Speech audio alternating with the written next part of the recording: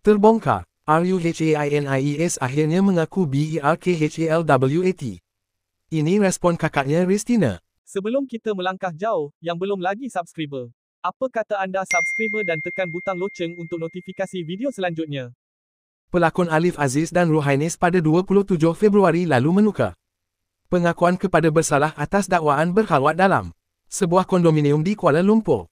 Perkara itu disahkan Jabatan Pendakwaan Syariah Wilayah Persekutuan, menyatakan kedua-dua mereka telah membayar denda berjumlah RM3,000. Kakak kepada Ruhainis, iaitu pelakon Ristina Munim, bagaimanapun memilih untuk tidak memberikan sebarang komen mengenai perkara tersebut. Saya tak nak komen banyak sebab apa yang keluar daripada mulut saya hanya akan dikecam dan tanggapan negatif. Tapi sebenarnya hanya yang tahu sahaja tahu apa yang berlaku. Salah tetap salah, apa yang penting semuanya sudah selesai. Ruhainis hanya bagi tahu saya yang dia tidak baca komen. Tak tahu pula kalau dia sedih ke apa, tapi setakat ni tengok dia okey sahaja.